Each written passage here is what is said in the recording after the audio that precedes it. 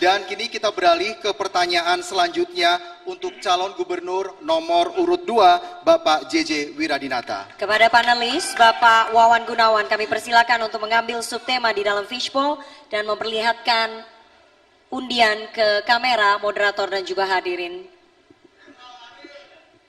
Huruf F. Huruf F.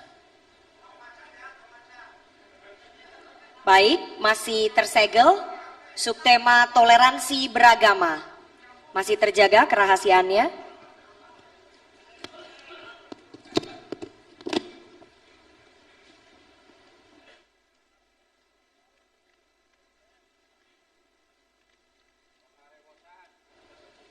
Pertanyaan untuk calon gubernur nomor urut 2. Pertanyaan hanya akan kami bacakan satu kali dan tidak akan kami ulangi. Berdasarkan riset CRCS UGM, The Wahid Foundation, Setara Institut dan Kementerian Agama Republik Indonesia menempatkan Provinsi Jawa Barat beberapa tahun terakhir ini sebagai provinsi dengan tingkat intoleransi dan pelanggaran hak kebebasan beragama dan beribadah yang cukup tinggi. Pertanyaannya, apa yang akan Anda lakukan untuk mengatasi hal tersebut? Waktu Anda menjawab 2 menit dimulai dari Anda mulai berbicara. Ada nilai yang hilang dari sejarah pembentukan bangsa dan negara. Bung Karno dalam founding father bangsa yang keragaman saat itu mengikhlaskan dirinya bersama-sama mengedepankan kepentingan yang lebih besar. Dasar negara adalah Pancasila dengan merangkum keragaman yang ada. Nilai ini 79 tahun yang lalu ditetapkan oleh founding father bangsa. Nilai itu sekarang tentu menjadi pudar. Maka tentu kalau JJ Rona jadi bupati, kita melakukan konsep. Kalau JJ dan Rona jadi gubernur, akan mendapat konsep pelita, program edukasi lintas agama. Hadirin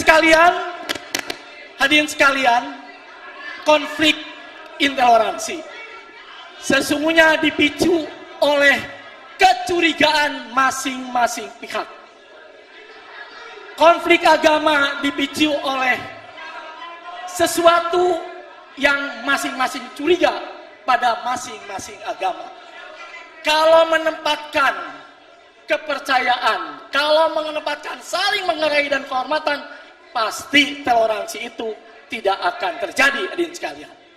Hadirin sekalian, kalau FKUB sekarang ada di kabupaten, itu adalah yang bersifat elitis. Maka kalau JJ Rona mendapat mandat, FKUB berada di tingkat yang paling bawah, terutama yang keragamannya begitu sangat majemuk. Itu yang akan kita lakukan, dan tentu bupati, gubernur, pemimpin di tingkatannya hadir untuk memfasilitasi, mendorong itu, karena itu adalah sesuatu yang penting, sesuatu yang sangat fundamental bagi kehidupan berbangsa dan bernegara. Baik, terima kasih.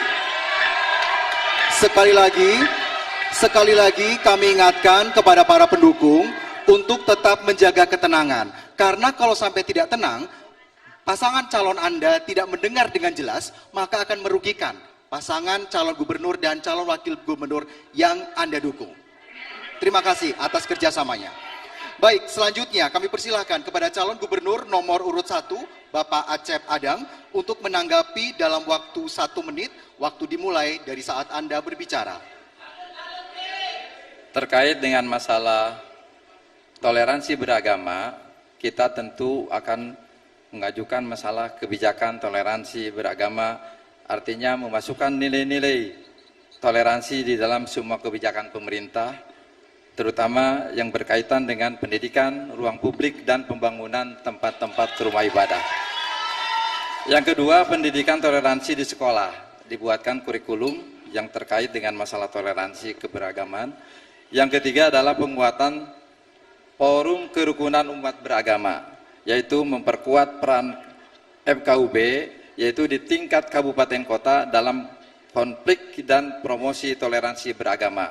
Kemudian yang terakhir adalah penegakan hukum untuk melindungi kebebasan beragama, yaitu di dalam rangka memastikan perlindungan hukum bagi kelompok agama minoritas, termasuk akses tempat ibadah dan layanan publik. Terima kasih. Selanjutnya kami persilakan Bapak Ahmad Saiku, calon gubernur nomor urut 3 menanggapi jawaban dari Cagup nomor urut 2. Waktu Anda 1 menit dimulai dari Anda berbicara. Menurut pandangan pasangan ASI, kami akan melakukan 3 hal. Yang pertama adalah kaitan beragama ini kita akan kembalikan kepada konstitusi. Konstitusi kita menjamin hak kehidupan beragama. Beragama adalah hak yang paling asasi, sehingga tidak bisa kemudian diintervensi. Yang kedua, kita tentu harus punya komitmen untuk mengikuti peraturan perundang-undangan. Kita harus ikut rule of law, aturan apa yang diberlakukan di negeri ini, dan kemudian melakukan law enforcement, penegakan hukum terhadap pelanggar-pelanggar yang mencederai hak-hak aturan perundang-undangan. Dan yang ketiga, kami mengusulkan adanya suasana kebersamaan lintas agama sejak dini, bukan pada hal-hal yang krusial, tapi hal yang lebih sederhana, menanam pohon bersama, kita bekerja bersama-sama, gotong royong bersama-sama, inilah yang akan membangun toleransi. Baik, terima kasih. Waktu Anda telah habis. Selanjutnya kami persilakan kepada calon gubernur nomor urut 4, Bapak Deddy Mulyadi untuk menanggapi. Waktu Anda 1 menit dimulai saat Anda berbicara. Saat saya SD, guru PMP saya namanya Udensius Natet, dia beragama Katolik. Saya ditampar di sekolah, ketika pulang ke rumah saya ditampar lagi oleh orang tua saya. Artinya sesungguhnya orang Jawa Barat sudah sejak lama hidup toleran dan tidak ada problem tentang agama.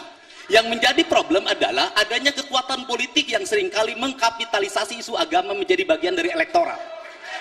Untuk itu, kalau ingin merukunkan orang Jawa Barat, saya katakan orang Jawa Barat itu toleran. Cuman orang Jawa Barat adalah tidak berani menghadapi orang yang intoleran. Pelaku intoleran di Jawa Barat ada 2 komunitas. Satu kaum urban, yang kedua adalah kaum migran. Kalau seperti itu diperlukan political will adalah pemerintah provinsi tidak boleh takut terhadap kaum intoleran, berpegang teguh pada peraturan perundang-undangan, dan yang paling utama adalah jangan sekali-kali mengkapitalisasi itu agama untuk kepentingan politik. Ini yang menjadi problem kita. Insya Allah kita semua akan hidup rukun dan Cukup, damai. Bapak, waktunya habis. Selanjutnya kami berikan kesempatan kepada Bapak JJ Wiradinata, Cagup nomor urut 2, merespon tanggapan dari calon gubernur nomor 1, 3, dan 4. Waktu Anda 1 menit dimulai saat Anda berbicara. Pendapat nomor 1, pendapat nomor 2, pendapat nomor 4, pendapat nomor 1, 3, dan 4 adalah bersifat normatif yang itu. Tetapi seyakinnya, tetapi seyogyanya, tetap saja intoleransi kekerasan tetap berjalan dengan seperti yang kita saksikan yang disampaikan oleh panelis hadirin sekalian. Maka konsep kita adalah bagaimana kerukunan itu dibentuk di paling bawah. Di tempat-tempat yang keragaman itu luar biasa. Mungkin sudah di tingkat RW, mungkin di tingkat desa, dan mungkin di tingkat kabupaten. Hal-hal yang bersifat normatif yang disampaikan nomor 1, nomor 2 itu adalah yang biasa dan tidak memecahkan persoalan-persoalan yang ada hadirin sekalian. Oleh karena itu tentu kami mengusulkan, mari kita buat kebersamaan sampai di akar rumput hadirin sekalian. Baik, waktu Anda telah habis.